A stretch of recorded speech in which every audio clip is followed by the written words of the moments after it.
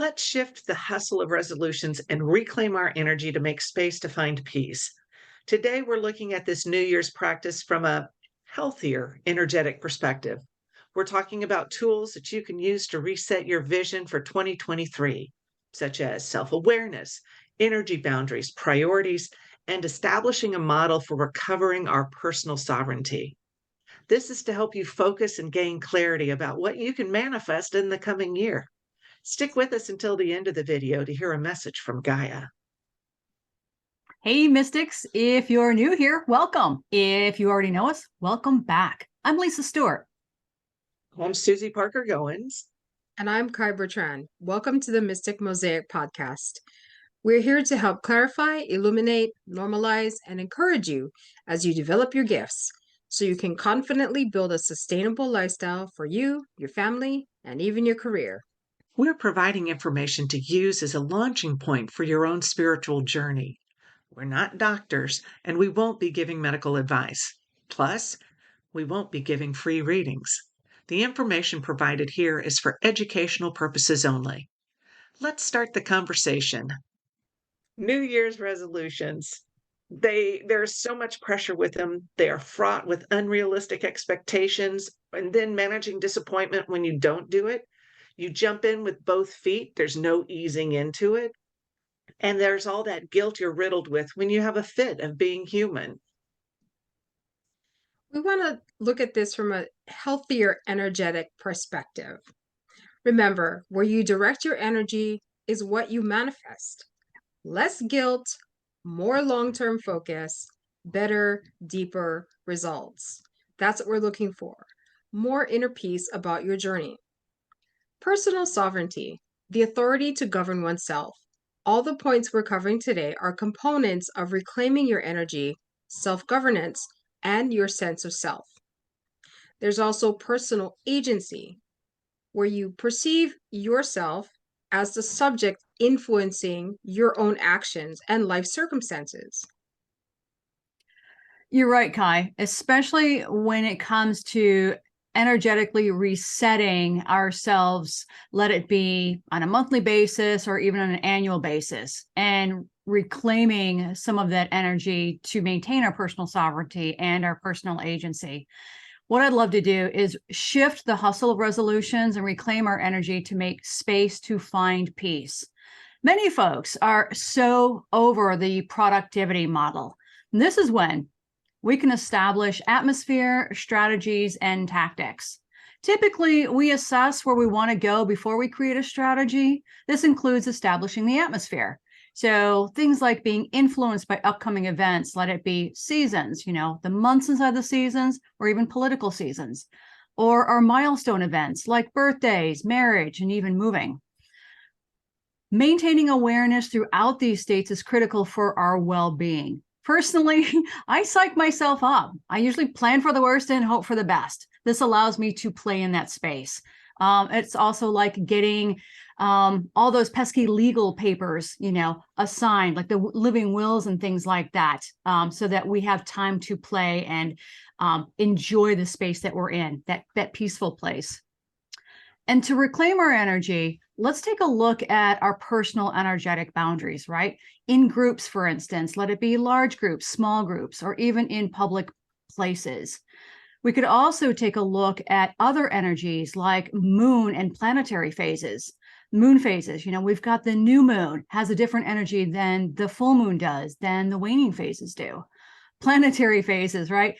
Depending on whether or not we've got Uranus in the house, who is the home wrecker, my personal opinion, or we've got Jupiter, who is, responsible for all the abundant manifesting, everything in between. So pay attention to when these align or conjunct, and then be ready to play in that space.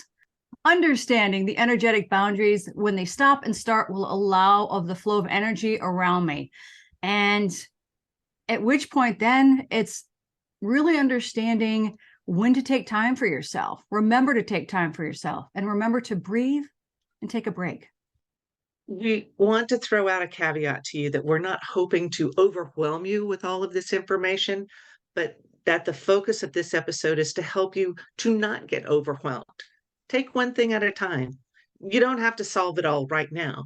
So, with that in mind, give yourself permission to grow and to change. Be kind to yourself so you can assess the current state that you are in, whether it's your mental state, a physical state, your emotional state. We've encouraged you before to question established patterns. What are the habits you wish to shift? Look at your energy commitments. Where is your energy going? Are you giving it to somebody or is somebody stealing it from you? So that means you get to look at your family and friends relationships. Are they toxic? Are they supportive? Where are you in those? We're just asking you to look at it right now. We're not asking you to like deal with it all because that's defeating the purpose of what we're trying to do. And also, there are lots of events and activities that are beginning to come back into play. Look at them. Do you want to go? Do you not? How do you feel about it? Other thought patterns, any thought patterns, are they still helpful for you? Oh, that's so funny because the shirt I'm wearing today is wait, let me overthink this. Okay. Perfect. But look at these patterns. Are they helpful for you? And if you want to dig deeper into it, which could be a long-term goal, you can look at where these thought patterns came from. Is it something, a family legacy? Is it something society's heaped on you? What about your religious and other spiritual belief systems? You can dig into those during the year. There are a lot of thought patterns that you can release right off the bat, or at least a focus on right off the bat, like you're not good enough. That's something that bedevils a lot of us. So look at that. Are you good enough? Find the things you are good enough at. It's also looking at lack of trust. Trust is earned.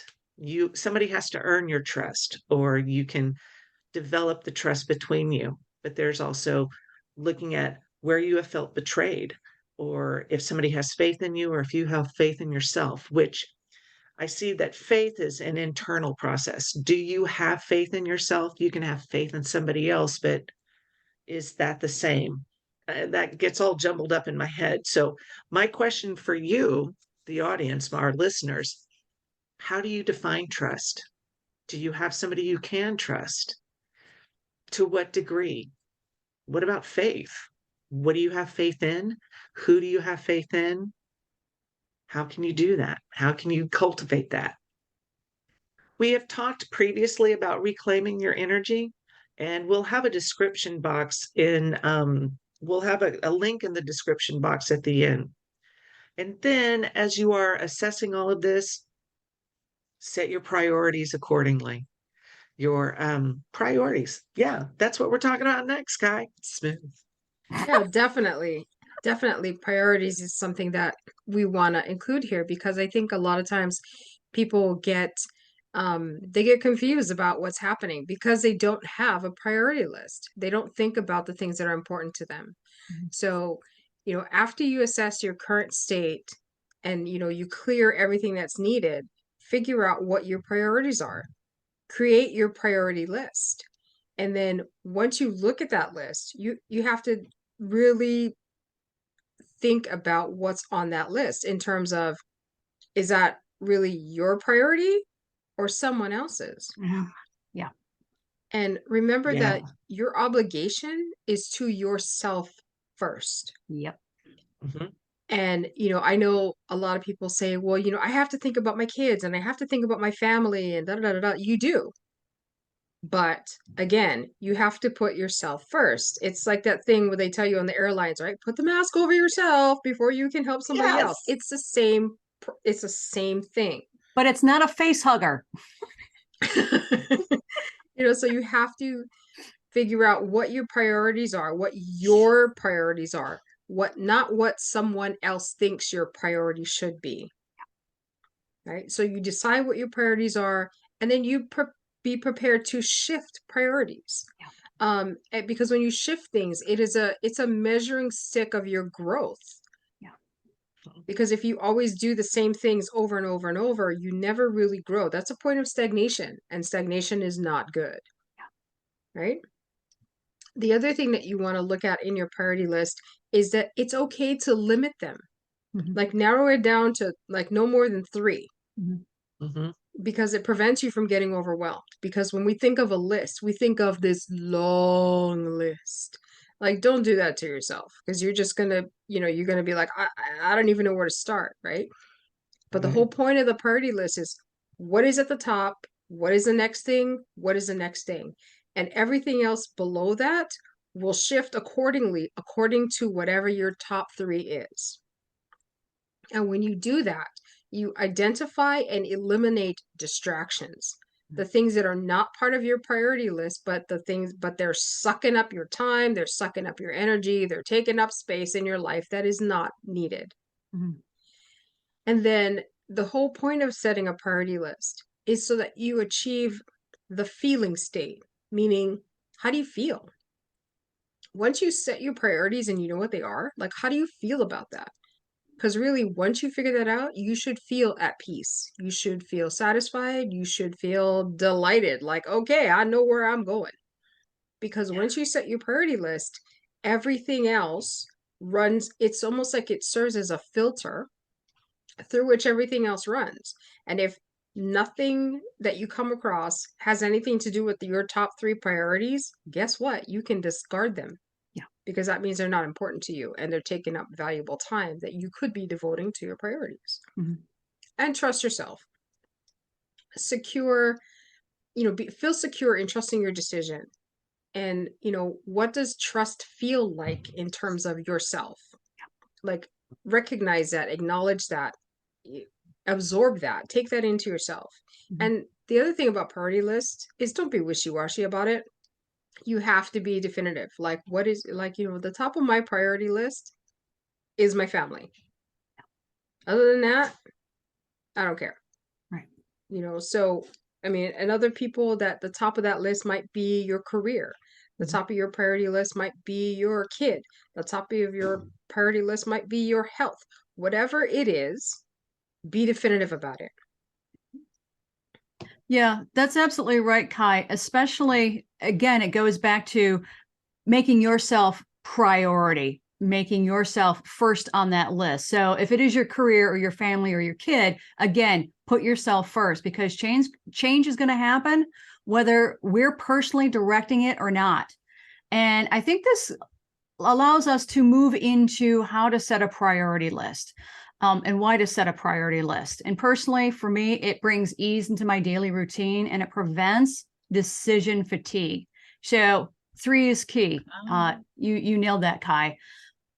So how do we maintain that focus? Well, in order to be accountable to ourselves, we can use visual reminders. I've got a phone calendar. I've also got digital reminders and analog reminders, right? Like sticky notes all over my computer interface, which just gets to be a little, like kittens. They need to be wrangled. And of course, there is also the ability to maintain an internal process to remain accountable, not only to myself, but the people around me, the people that I partner with, like Kai and Susie, to make sure that I am on the straight and narrow and I am talking about the things I'm supposed to be talking about.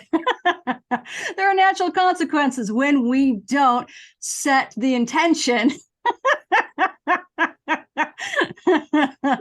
for being accountable to each other. So those influences can either make or break our partnerships, and it can sabotage your efforts. So be mindful and have those priority lists. So again, you can maintain focus and awareness. Yeah, so intention is a big part of the goal and process determination. We want you to, like, we want to encourage a commitment that you have to yourself. And in doing so, you will have the strength then to release the toxicity from your life. That's the whole point of setting intentions and having that priority list, because that's what it is. It's setting an intention that these are the things that matter to me. And then that allows you to go forward in kind of creating a direction that you would like to go in. Yeah, lots of ways to set directions. I know people who they establish their word for the year, and it's one word that's an overarching theme for them to direct their focus to. Uh, it also is very possible that you don't even know that you have a word of the year. Kai was talking about how Juliana has been her word for the year because it keeps coming at her. So you can sit there and meditate on it and find out what it is, but there's no pressure for you to have a word for the year. Um, like I just said, Kai reviewed her year and it's like, oh, look, there's this one. You can have your thing. It is not inflexible. You can shift it up if you want as you achieve those, as you start to meet those priorities more and more, you can shift your theme for the year. These words for your year, these focuses for you, it helps you to evaluate the direction you wish to go in. It can be an overarching theme. They can be very, they can be, I encourage you to make them aspirational, something that you can look towards, a goal that you can look to, but not impossible to reach because then you get frustrated and that doesn't work. I, encouraging words, uplifting in nature. It does help you keep anchored in your mind as you make these decisions. What's my word? How can I achieve that word? And again, it can shift as your focus shifts, meeting a goal, shifting it, or maybe that word just, you can refine it. Uh, we've got a link in the description box for a page that lists all sorts of ideas, but it can be flexible. You don't have to use those. You can change it when you want to. It helps planning to become easier. Yeah, Lisa? It does, Susie, as a matter of fact. When you maintain flexibility in your planning options, right? Um, it allows the fluidity of the energy to ebb and flow. And the one thing I want to remind everybody about is goals and systems. There's a difference. Goals are inflexible. Consider direction instead. Goals sometimes can make people so myopic and so focused that sometimes they end up compromising their ethics in order to achieve that goal. And that's not what I want for you. So consider Right. the direction instead. The systems part of that are really the daily routines, right? It's establishing your energy in the morning, in the early afternoon, late afternoon, and then, of course, in the evening. So when you understand what that feels like for you, then that can be your personal system. Can I just Something, jump in here real quick, Lisa? yeah. I just wanted to add something as part of the setting the direction, is that if someone is not comfortable with using a word per se, Mhm. they can actually use like a symbol or take it as a Yeah. sign. Right. Like Yeah. for me, I have like two things that I look for that kind of clue me in towards things. Like they function as like triggers for me, Mhm. right? So one is like when I see images of sharks, like that means to me, my symbology means like it's time for you to go for it. Just like ruthless, go for it. And if I see like a turtle, that means it's time for you to just kind of chill out and just Mhm. kind of go with it. Mhm. So those are like my personal signs. But other people might have other things like if they see an eagle, that means like it's time to zoom in on something and really go for it. And other times it might be like, they see a kitten or something and they think, okay, it's just time for me to relax. So it's like, Mhm.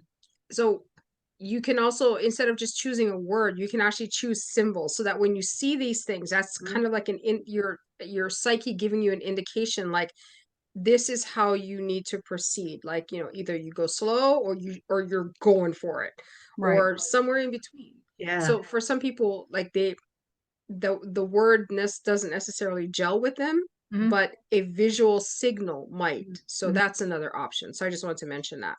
Yeah. Yeah, No. I encourage folks to establish the symbols or signs that their guides are talking to them, and that's something that will translate very well over to this. What are those things you need to see? So, and look in different places for it. Excellent point, Kai. Yeah, Thanks. yeah. And what I'd like to do is just kind of highlight the difference between those signs and symbols that you're talking about, Kai, with the spirit animal, because you had referenced a number of spirit animals, right?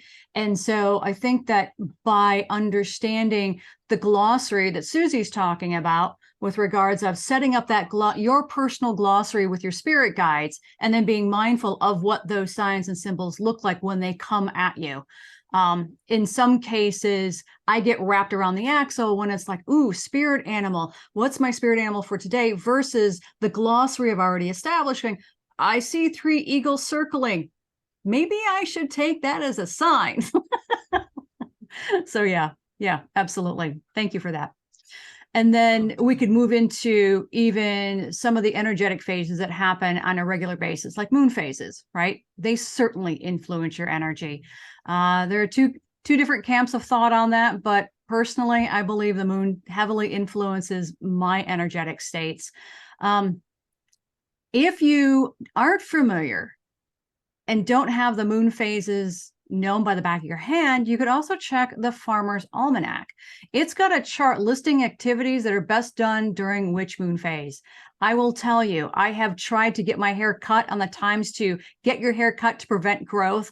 And then, of course, I forget to measure to see if my hair grows any faster or stops growing during that time. So that's just, I'm like, I tried. It just justifies the fact that I buy 5 almanacs every year. I don't read them, but at least I have that info. Yeah, it's available online, so you can always check and then schedule accordingly. It's like, I'm sorry, Anna, let's see. The time to cut my hair is on the 21st, but you're not in the office on the 21st. So when, so it just gets really kludgy. I'm like, fine, just let's just cut my hair. Flexibility. Yeah. And then also allocate a short period of time to work towards that result, right? So what we mean by this is, I think some of you are familiar with the pomegranate method, and the pomegranate method is really the 25-minute interval setting. So it's actually, Susie, I know you've got a quizzical look on your face. Because 25 minutes is how long it would take me to open up a pomegranate and figure it out. So tell me how it feeds in, because I haven't a clue. So somebody has trademarked a method called the pomegranate method. So it's 25 minutes of intense work and then 5 minutes of rest. So 25 minutes work, 5 minutes rest. So you're building in the work rest ebb and flow of your time and your energy. So that's the pomegranate method. So I think, being able to build that into your systems will be very helpful for your energetic flow throughout the day. So you can have it become a habit, right? That's what you're doing, is developing the habits? Yes, absolutely. Okay. So we're talking about building habits, but why would I want to? What's my motivation for that? So really it takes motivation and habit to make a change, right? So motivation is what gets you started, and then habit is what keeps you going. Motivation is really about having that strong reason to act or accomplish something. Susie? So, okay, no, I was about to jump ahead a little bit about how long it takes to actually form a habit, but I'm loving this idea about talking about motivation first. Mm-hmm, mm-hmm. Yeah, motivation.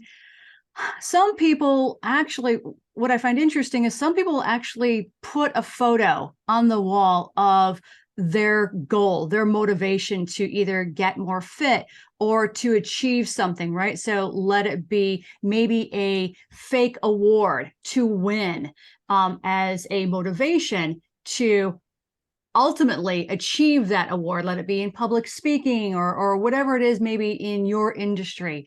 And so that way you can have a before and after.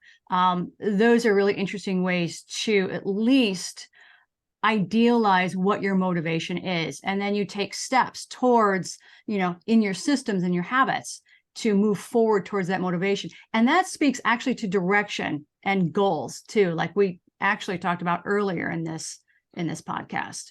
So yeah, that's how you can maintain focus. Yeah. So how long does it take to build a habit? I've heard 21 days, and yet. Yeah, I heard that too. But it's interesting because according to a 2009 study published in the European Journal of Social Psychology, it actually takes anywhere between 18 to 254 days for a person to form a new habit. So it really depends on how quick you are on the uptake. Some of us takes a little bit longer than others. The study also concluded that on average, it takes about 66 days for a new behavior to become automatic. So again, So when everyone jumps in with that full intensity, and by the second or third week of January, they're all burned out. So I can see where that information is helpful. Okay, cool. yeah, So how can we kind of make it work better for us? I mean, what can we do? a couple of things that we can do. We could either reframe the goal and the direction that we want to head towards, like breaking it down, chipping it down so it's much more manageable, right? For the energy that we've set for the week and for the day and even for the hour. Gamification, that's one of my favorite modalities to work through either a process or a goal or the direction. Gamification makes it fun. It provides rewards along the way, like the pomegranate method that we talked about, that it takes you a half an hour to actually just dive into one, deep into, dig into one and, pull out all those seeds. But no, really, the gamification helps us to kind of set those rewards along the way versus when I get this all done, then I can have my reward. It's peppering those rewards throughout really helps to keep the momentum in forward action. That's really helpful for the psyche. And it also helps us to level up too. I call some of my distractions side quests. So Yeah. Here's an interesting method that I learned 7 years ago when I first moved to Seattle. There's an author called Mel Robbins, and she is the author of the 5-second rule. And if you are not motivated, right, to do something like get out of bed or go talk to a person across the room, use the 5-second countdown to get to that next point. So for instance, what that does is that tells your brain to engage and commit. So if I'm in bed and I don't want to get out, I start counting down 5, 4, 3, 2, 1. And the brain knows that it needs to do something at that point. When I'm at 3, I'm already shifting my hips off. And about 2 to 1, my feet are actually on the ground, which means I'm upright because I'm not that long where I can put my legs on the floor. But it allows me then to engage, get upright, and move forward. So if ever anything becomes an obstacle for you, you could use that method. 5, 4, 3, 2, 1, and suddenly your brain's like, okay, we're doing this. So that's just a helpful tip. Next, what we could do is we could also review our progress and assess our actions, right? Yeah, assess what's happening, our situations, our circumstances, where we are. It's like a progress check. Yeah. That we could do on a calendar or with a journal. And it doesn't have to be this, long, elaborate thing. It's just like, did I get it done? Did I not get it done? Like, how can I get it done? Kind of stuff. And then it's a way of kind of just keeping track of your progress and just seeing where you are. And then, then that way you can actually move forward and try to like, okay, well, that didn't quite work. Let's try this way. Mhm. And then, just continuing on. As long as you continue on, that is the process, right? And it's to help having with those that, talks with yourself. Having those talks with yourself. It's a staff meeting. yeah, like it's a personal staff meeting. But I mean, but sometimes you could think, well, did I, like how, like it's helpful if you can actually do it in a written form, because when you come across something again, you can go, wait, I've done this before. I can't remember how I did it. Let me check my journal. Yeah. And then you can get an idea. Yeah. And then but what happens is once you can assess how things are with your review process, Mhm. then if you decide you want to change tactics a little bit, one of the things you can do is you can actually piggyback your habits, Mhm. like put it, like attach it to something else. Mhm. Is not right, Lisa? Yes, Kai. Yes, that is right. Thank you. So yeah, piggybacking habits, which is one of my favorites to do, which is really it's taking a new habit and trying to figure out where that's going to go in your life. And what you can do is you can piggyback that new habit onto something that already exists. So when you do that, you start to build in and on existing rituals and practices. For instance, by consolidating the new habit and attaching it to the already existing habit, it's going to help condense that, and it's going to help you multitask in a healthy way, in an energetic way that's going to be in flow with your morning routine, for instance. So if your brain is occupied, right, you could add a physical location to that piggybacking effort. So let's say I want to move forward with my singing efforts. I could include walking down the street, walking down the hall to sing as I'm getting added steps into my daily routine. I could do something like that. You know what I do, Lisa? I will take time to have my coffee. Sometimes I'll have a muffin, sometimes I'll have, but that's my time to like sit there and not always look at my phone, but to think about, okay, this is my day. This is what I need. This is what I would like to get done. Mm-hmm. So setting that intention for the day. Yeah. Kai, you've got one. What was the one Yeah, you were like talking about?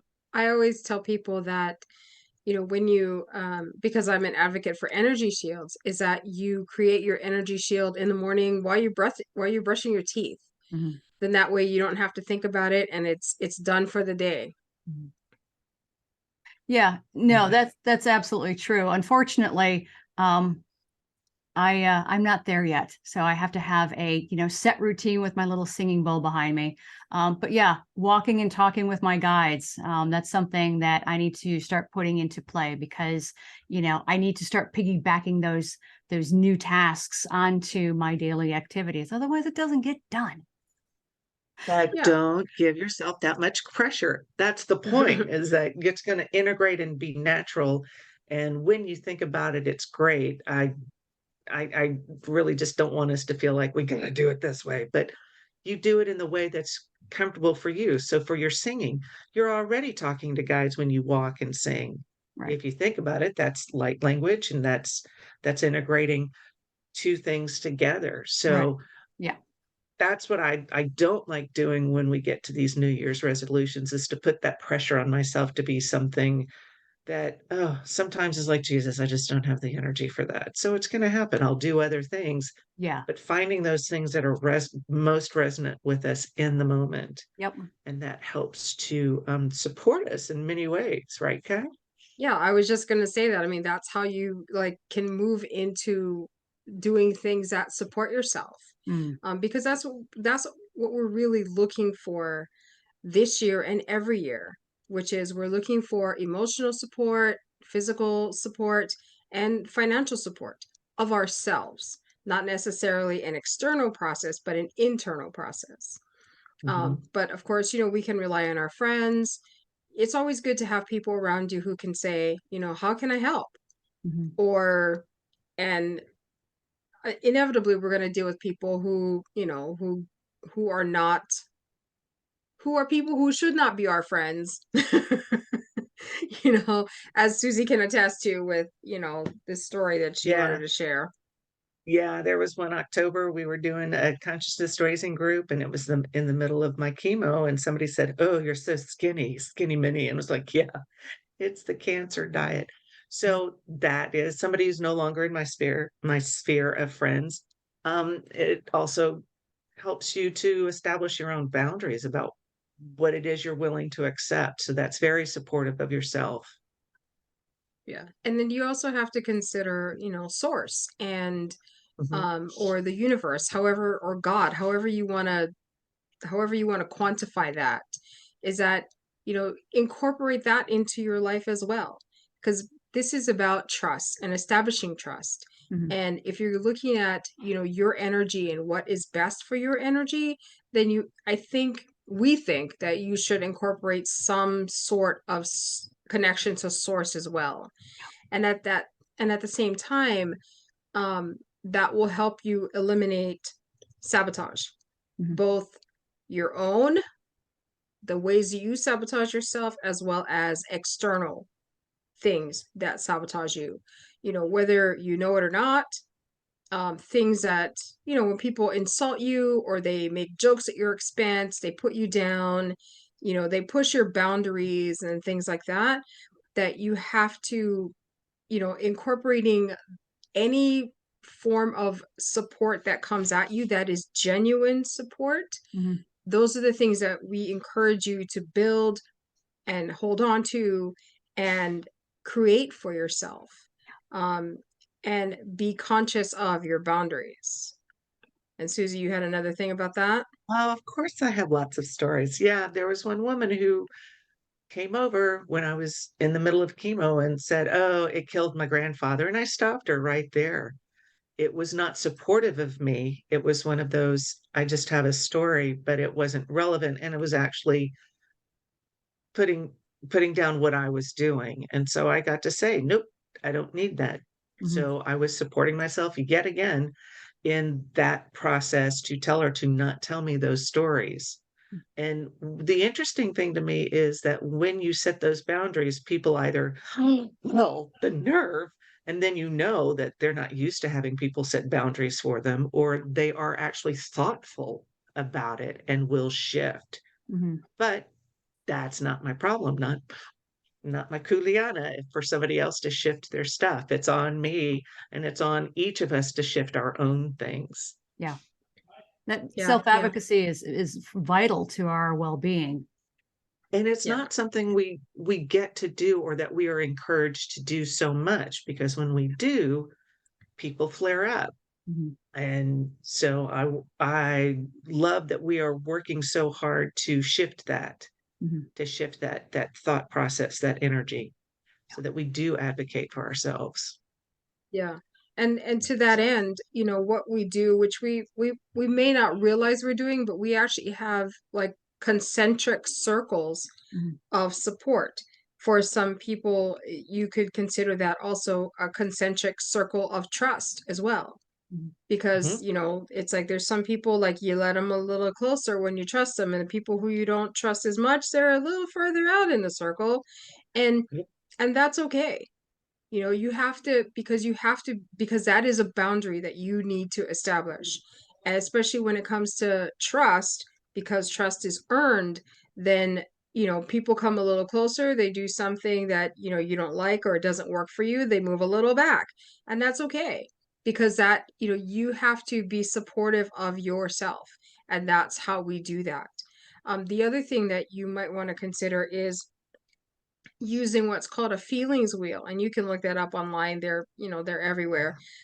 Whereas if you feel something and you can't put a label on it, what happens is you look at the feelings wheel and you can actually, like, okay, this is the general feeling that I'm feeling, and then you can actually go further out in the circle and try to see, like, figure out exactly what that feeling is that you're feeling. Mhm. And then that can help you then decide, okay, this is how I'm feeling, here's the label for it, like, this is it right on the nose. What do I want to do about that?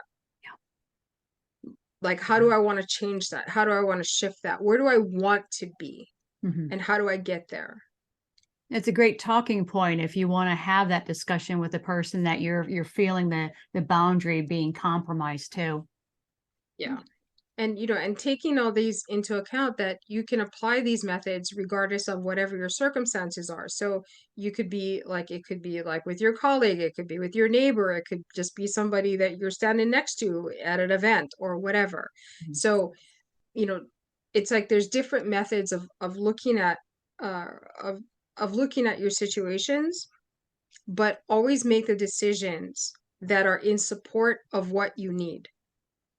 And it's important to say what you need and not necessarily what you want, Right. right? Because we also need to keep into account that we don't live here alone. It's like we live Right. with other people, so we have to take other people into consideration. Mhm. And but supporting yourself is really, really important. Yeah. And yeah, so we need to think about supporting ourselves in the best way we can. Yeah. Yeah. Yeah, and I think that also speaks to being proactive, right? Versus passive as we are building our relationships. I know that as kids, our parents help to form our relationships. And when we try to self advocate on whether or not we want to play with, the next door next door neighbors, families, kids, I think that should be respected. So that way we can start, as I said again, self-advocating for what we want and what we don't want, what we need and what we don't need. And so when you start understanding what that feels like, either in a work relationship or in personal relationships or friendships, really, and understanding, are your needs being met through those relationships, the trust, the camaraderie, or is it toxic? So that way, then you can start being more proactive about whether or not you want to kind of push that person to the outer concentric circle and say, you know what, we just need to take a little break. Let's just, do this, because it's better, again, for your energy. As Susie has pointed out with her cancer treatments and her development through that, she doesn't need that. Nobody needs that when it comes to Nobody. that kind of support, right? Lack of Seriously. support. That's just nasty. Yeah. But yeah, and again, this is all very circumstantial. It deals with also proximity. So it could be a work relationship. So, when you go to work or when you're online at work, as it is in the case these days, it's just a matter of understanding that it's going to stop and start at the Zoom window. And it can stop and start with your colleagues and really understand where those boundaries are to make, again, a better work-life balance for yourself. Yeah, definitely. The other thing that we wanted to talk about is, along with the habit forming and or getting, if you want to go even deeper with that, is to go into or start with a ceremony and a ritual. Um, we had a discussion about, the difference between ceremony and ritual, and it was quite heated for a bit. But, what we came up with was that ritual is a repeated action, which is something that we can use to, you know, piggyback onto habits. And then a ceremony, which is a special occasion type deal, that you can, have a specific time, a specific place, and even special clothing for it if you want to. And then when you continue to do the ceremony over and over, it then becomes a ritual, which then becomes a habit. And, because you're repeating it and it reinforces everything. Tell us what you think about that. What do you think is a difference between a ritual and a ceremony? Because, yeah, we talked about it for a good long time before we came up with this. But um, so what we want to do is give you something to think about here in terms of a ceremony, which is an elemental ceremony, and which is a ritual to release the previous year. Because of course, as we're coming up to the new year, 2023, we still have a lot of stuff left over from 2022, and for some people, even previous years. These past few years, because of the pandemic, has been really hard for some people, and there might be a lot of things that we haven't let go of. Mhm. And so having a ceremony of some kind will allow you to do that. Now, there's different ways you can do it. You can have, like, the elemental ceremony that we're talking about is you can actually pick one element to do the ceremony with, but if you wanted to incorporate them all, you certainly can. So what I suggested is, if you have a fire ceremony, of course, you can burn the list of things you need to release. So you make a list, throw it, chuck it in your fire pit or whatever. If you want to do a water ceremony, you can soak the list in a bowl of salt water. If you want to do it in a way that honors the earth, you can bury the list in dirt. And now it's not like you have to, like, go to a park and dig a hole. You can actually just put it in, like, a little flower pot kind of deal. You know what I mean? Use whatever you have. Do whatever you can do. With air, you can, like, tear up the list and toss it in the air kind of thing. But again, don't leave trash. Pick all that up afterwards. Yeah. You can also speak the words, and then you can blow bubbles. And, so that's a fun thing to do. And like I said, you can incorporate all the elements if you want to. If you want to do it like Chinese style, you can include metal as well. Yeah. Figure out a ceremony to do with that. But that's something that you can use to do that with. And um, you have to think about, when you're releasing stuff, don't forget to set your intention that is what you're going to do, is you're going to release these things.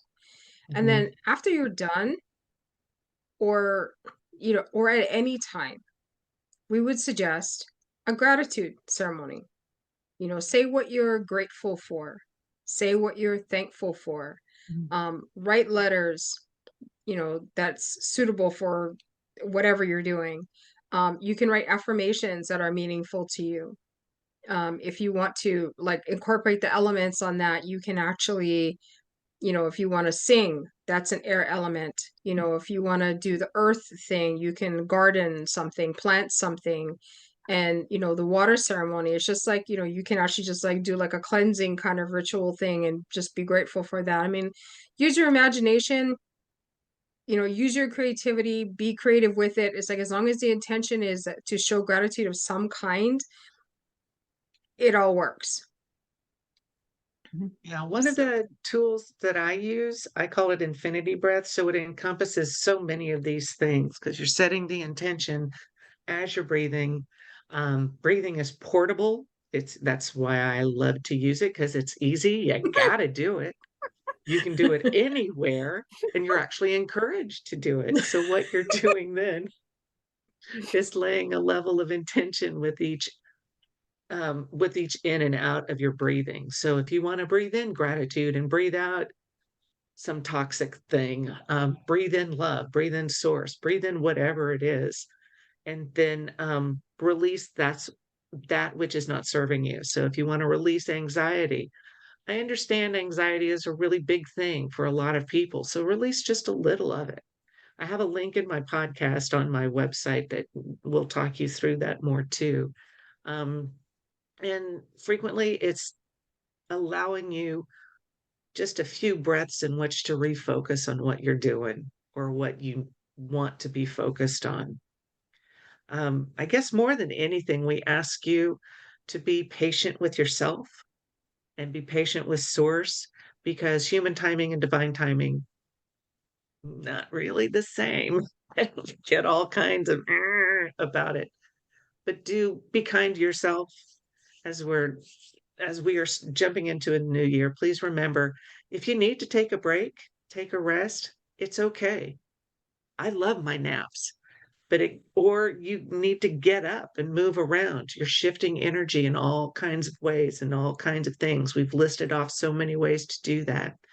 Um, Make sure that you do your part, though, as you are setting your intention. Let Source know that you are invested in this too, because that balance, it's not a balance of power, but it's just, you can't sit on the couch eating chips saying, yeah, I'm losing weight right now. That doesn't work. You need to show that you're willing to do it. Now you tell me. Yeah, I know. Sorry, Lise. Sorry. But it's also about we've talked about looking back and seeing your progress and see those as wins. Don't spend all of your time focused on the past. That's where that overthinking happens. But you look at it, you assess it, and you can integrate your learnings from it so you can move forward. And that will help you to gain momentum as you're moving forward in the year, as you're making the shifts that you need. Um, I'm so grateful y'all are here. Thanks so much. Lisa. Thank you, Susie. Not so smooth. Not such a smooth segue. I know. Sorry. We're still working on it. Still working on it. It's all good. It's all good. So before we get to the channeled message from Gaia, our own life's cheerleader, I want to remind you that tomorrow, January 6th, is a full moon. Full moons are typically about releasing, and you can use a ritual or ceremony to release what doesn't serve you. You decide which one you're going to use and what it's named. We hope that you've enjoyed our chat and allowing yourself the space and time to reset and take a break to move forward in your journey and expand your awareness to help you take the next steps. If there's a topic you'd like us to cover, please let us know. Also, consider supporting us on this journey by picking up Kai's Think, Feel, Believe, Manifest Law of Attraction journal with prompts at handsonfire.buzz. Getting your copy of my 2023 Moon Phase Calendar Planner that includes energy system techniques at cocreatemagic.com. And don't forget to listen to Susie's amazing podcast at bluelightninghealing.com. Hiya. So Gaia has been asked to give you a message today about the energy reset. So yeah, we'll just let her come on through.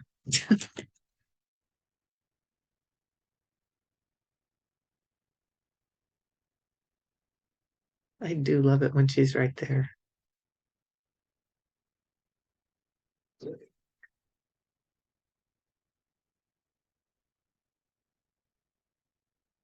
Hello, my beloveds. How are you? So I've been asked to speak to the idea of resetting. Every moment you have an opportunity to restart, to reset, to look at what you have around you. It's not just a yearly thing. You could do it monthly, you could do it according to the moon, you could do it just by blinking your eyes and changing your focus then. But what I really would love to do is to have you feel what it's like to have your energy shift. So if I may, would like to send you energy of it's not so much comfort, but there's courage, a willingness to let go of that which isn't helping you at all. Things you've held on to that are not yours to hold on to. And support. Feels so trite to say that, but that's what we do over here, is to support you in what it is you're doing. Yeah. So if you would just take a moment, stop whatever mundane physical things you're doing, and just sit or stand or lie down, whichever you wish. But if you could allow your hands to rest with the palms up and the hands relaxed, the fingers relaxed, so that you can receive. Open your heart and allow, just for this moment. I will keep you safe. I keep you protected. And I do hold you in my heart. So just a moment and breathe.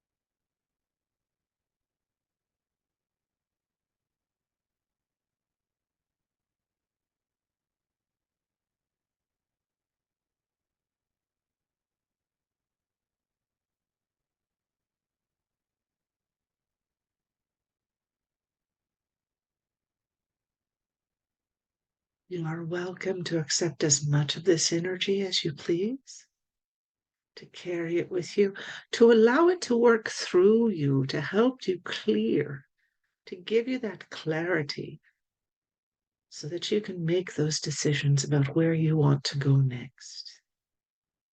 And remember, we're all here with you, cheering you on, holding your space, keeping you protected, and reminding you that you are loved so profoundly, so deeply.